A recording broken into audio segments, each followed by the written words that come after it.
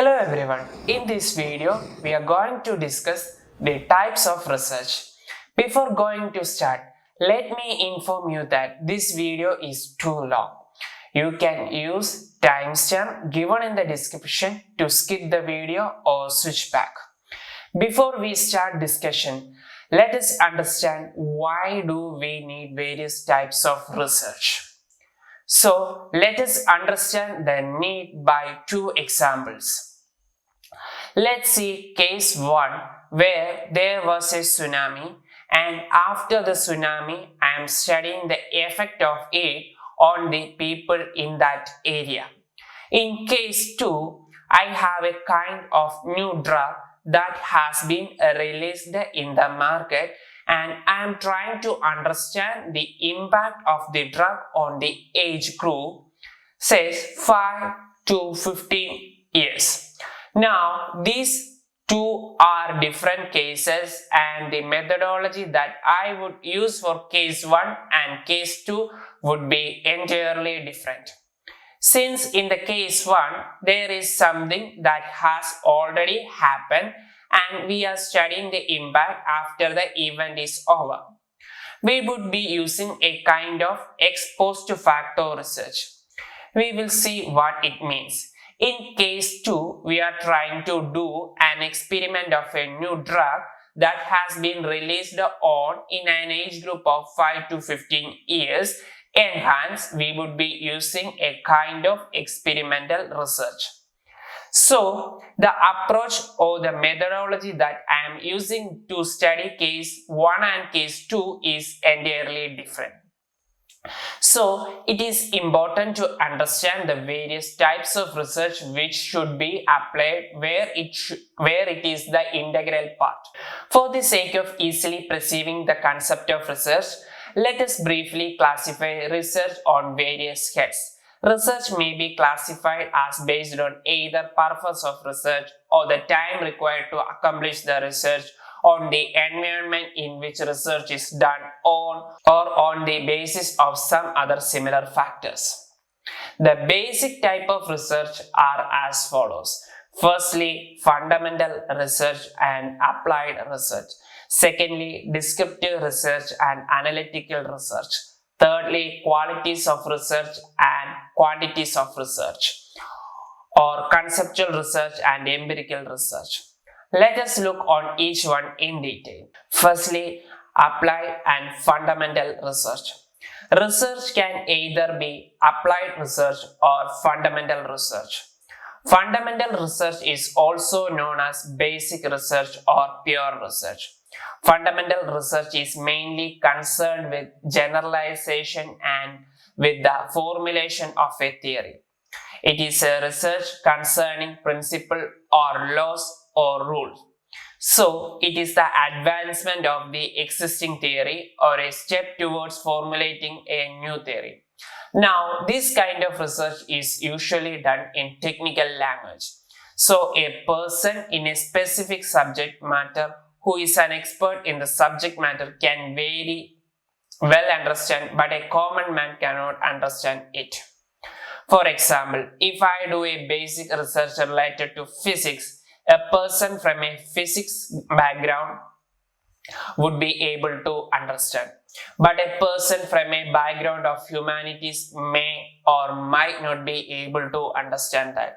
This type of research is primarily focused on the advancement of knowledge rather than solving a specific problem. Research concerning some natural phenomena or relating to pure mathematics are examples of fundamental research. Similarly, research studies concerning human behavior carried on with view to make generalization about human behavior are also examples of fundamental research. Basic research aims at some theoretical conclusion. It may vary the old theory or establish a new one. Need for such research arises with the emergence of new problem and new situation in the society. The dynamic character of social phenomena require that all the theory should be constantly be tested in the light of new situation and necessary modification be made in them in order to make them more perfect. Fundamental research aims at the attainment, increase and verification of knowledge. Applied research aims at finding a solution for an immediate problem facing a society or an industry or business organization. Applied research is empirical and practical. It is concerned with applied aspect of life. Research to identify social or economical or political trends that may affect a particular institution or market research or evaluate research are examples of applied research. The center of applied research is to discover a solution for some pressing practical problem. Since applied research is aimed at specific problem, it is usually in a common man's language that everyone from all backgrounds can understand. In a nutshell, applied research is a type of research that is concerned with solving practical problems using scientific method, while basic research is a type of research that is concerned with the expansion of knowledge. The purpose of basic research is to improve on existing knowledge or to discover new knowledge, while purpose of applied research is to solve specific problems.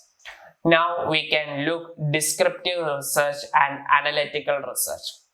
Descriptive research includes survey and fact-finding inquiry of different kind.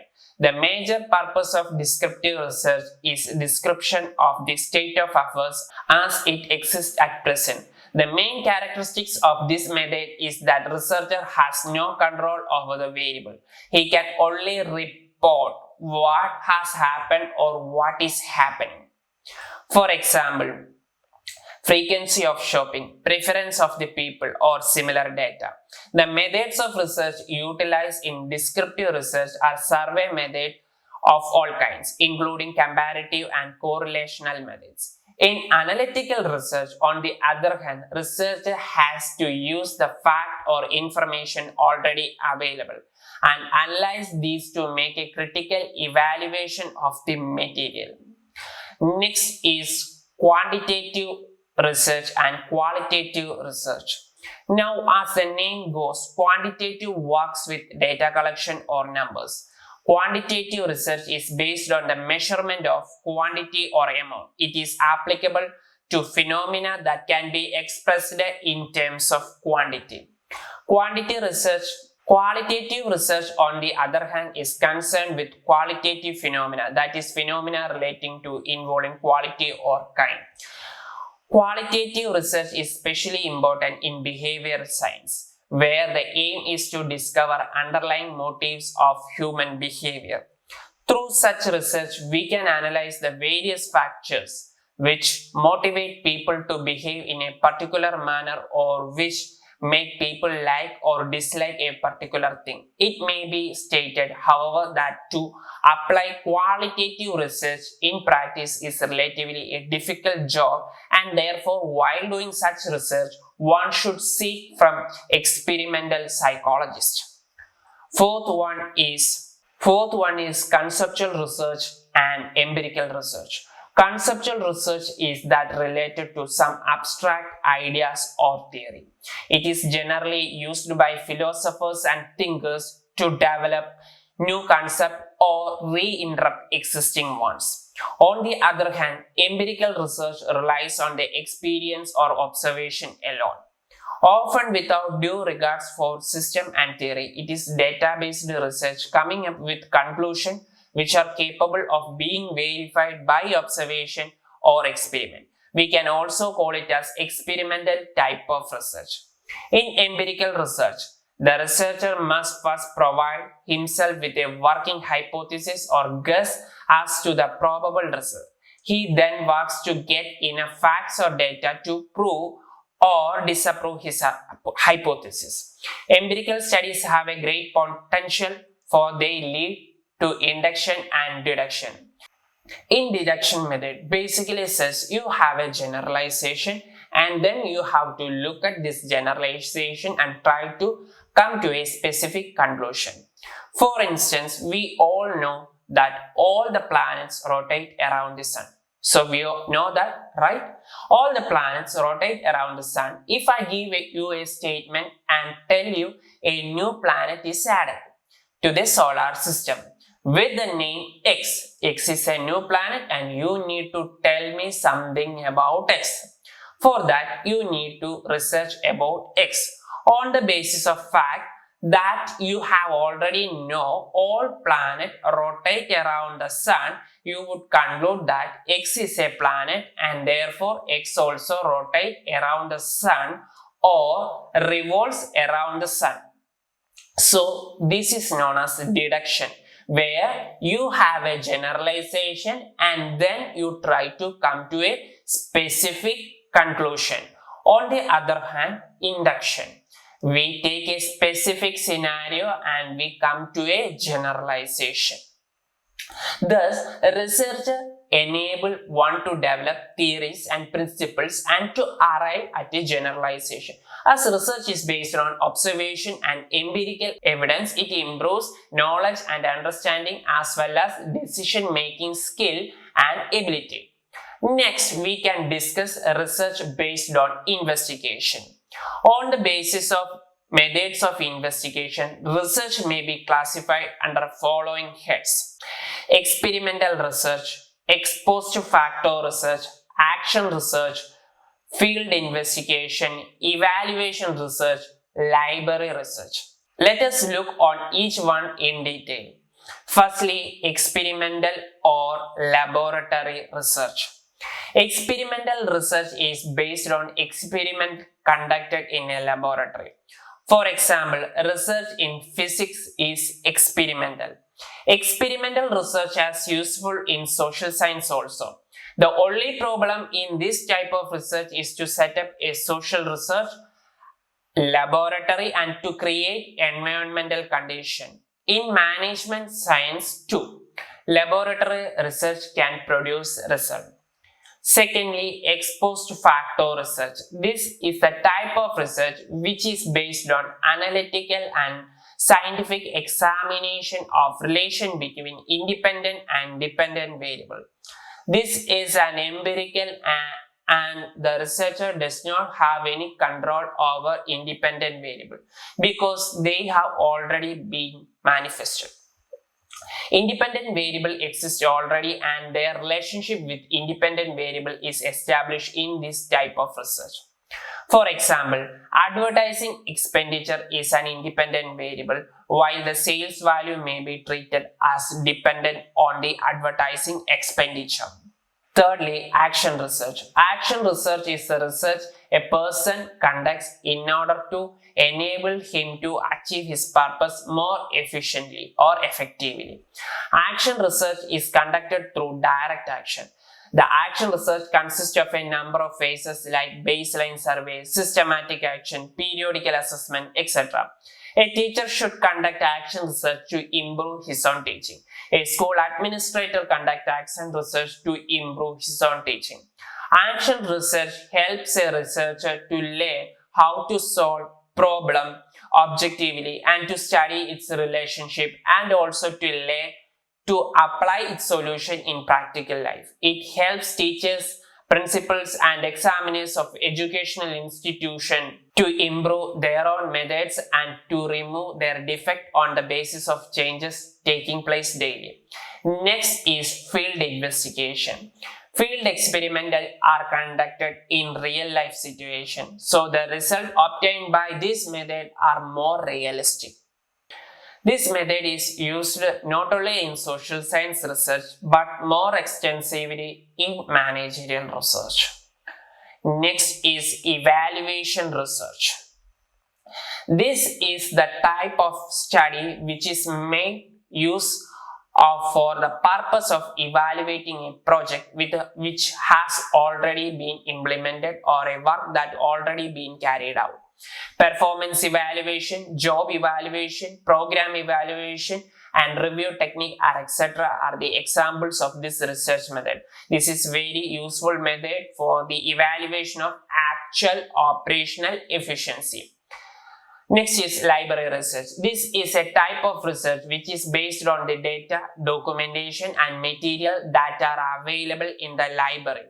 The researcher is the only depending on the material which can be collected from the library source and secondary data. On the basis of the methods of research may be classified under following heads: policy research, diagnostic research, historical research, simulation research. Let us look on each one in detail. Firstly, policy research. Policy research. Policy is basically a research with policy implication. Research which are conducted for the specific purpose of application may be treated as policy research. The result of such studies are used as indices for policy formulation and implication. Many management researchers are policy researchers. Secondly, diagnostic research. Diagnostic research is similar to descriptive research, but with a different focus. It aims at identifying the cause of a problem and the possible solution for it. Such studies usually go deep into the cause of the things or events that interest us, using very small samples and very deep probing data gathering devices. Thirdly, historical research. Historical research is that which utilize historical sources like documents, remains, etc. to study events or ideas of the past, including the philosophy of person and groups at any remote point of time. The research which makes use of observation based on the past event is known as research in historical approach. Historical research seeks to find out explanation for questions of current interest by an intensive study of past. In the fact, every project of research has more or less historical approach. For discussing a problem, we must know the history of the problem. The past contains the key to the present and the present is shaped by the past. The past and the present together influence the future. Historical research therefore utilizes the past event to arrive at a conclusion of present.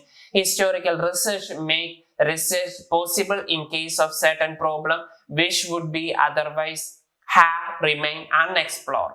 Now we move on to simulation research. Simulation research means the creation of an artificial environment similar to the real environment for the study of a phenomenon.